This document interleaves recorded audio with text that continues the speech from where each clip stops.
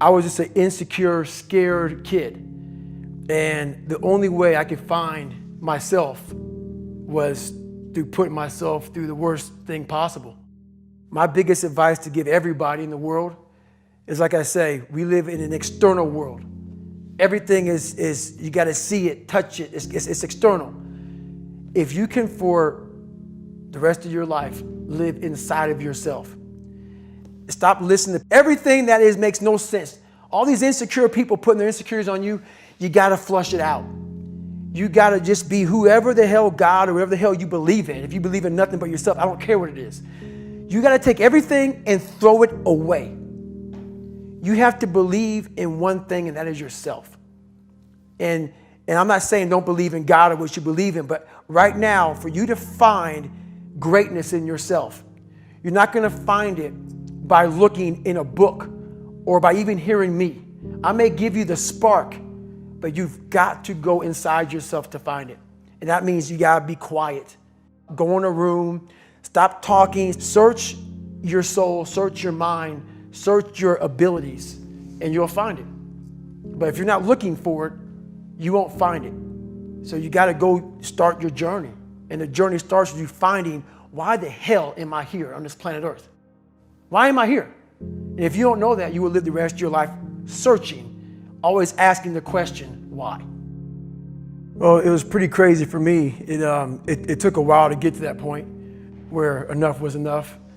What happened, I came home one night from work spraying for cockroaches. And long story short, I turned on the Discovery Channel. I saw some guys going through Navy SEAL training.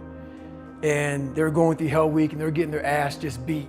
You know, in and out of the water, guys ringing the bell. They were just suffering. And I was weighing like 297 pounds. And I had to make a change in my life. You know, I was at an all-time low and I wasn't going anywhere. And I was exactly what everybody said I was gonna be, which was nothing. So I had to make a change. No one was helping me out. My dad made my mom kind of irregular. So she worked 3 jobs, went to college full time, so she was never around. One time this person drew a picture of me and said, "We're gonna kill you," on my Spanish notebook. And I took it to my principal. And my principal said, "They spelled Niger." That was the best advice he can give me. So long story short, what I realized was no one was here to help me. I started shaving my head when I was 16 years old. And the feeling I had every morning when I looked in the mirror was horrible. And I didn't want to feel like that anymore. And how I felt was a kid going nowhere, a kid that was scared. And most kids will accept that and look for help. But the best thing that happened to me, no one helped me. No one felt sorry for me. No one looked at me and said, like this day and age, they'll take you in and they'll tell everybody, stop picking on this person. Back then, they didn't care. The KKK marched in our 4th of July parades. They had to stay 100 yards back, but they marched in it. That's how this town was. And my mom cared about me, but my dad took our soul. And she did the best she could. I had to figure out I wasn't gonna be a punk kid all my life. So the only way I could turn it around was to suffer. I had to build calluses in my brain the same way I built calluses on my hands. So I broke the Guinness Book of World Records for pull-ups a long time ago, but I failed at it twice.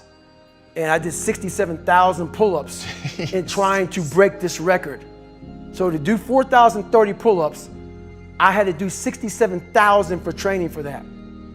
And so what I realized is for me to become the man I wanted to become, I saw myself as the weakest person God ever created. But I never blamed God for anything he did to me. So I wanted to change that to be the hardest man ever created. Am I that? I don't know, but you had to have a goal. And my goal when I was sitting there, not going to school, being bullied, having no self-esteem, my goal was the only person that's gonna turn this person around is me. The only way I can turn it around is put myself through the worst things possible a human being can ever endure. And that'd be the only way that I can build this brain to handle anything that comes in front of it, callousing my mind through pain and suffering. In the end, what would your advice be to that 16-year-old kid who's staring in the mirror, does not like what he sees, but is still running from adversity? Well, my biggest advice to him is that, first of all, he won't like what I say to him, because I'm going to say the exact opposite of what the world, today's world, is saying. So we read a bunch of books nowadays. As humans, we want to find out how to be someone else. What we don't do is we don't go inside. So literally turn yourself inside out. Read the book that's like we're writing a book every day of our lives, but we never read that book. So what I would challenge this young man or young woman to do is you have to look inside of yourself to see what you really want. What are you passionate about? We use these words and these little phrases of only the strong survive and all this other crap. They're all just f***ing words. I get so tired of hearing people just talking. Like right now, someone may think Goggins is just talking. You don't know me. So when I speak from passion. I speak from experience. I speak from suffering. I have to tell this young man or woman that the only way I believe, and this is just my experience in life, the only way you're ever going to get to the other side of this journey is you have got to suffer to grow. To grow, you must suffer. And some people will get it and some people won't. But they have to see what their journey is to start their journey. Several people live to be 100 years old and they have great lives and they have great kids. Their kids go to college and all sorts of stuff.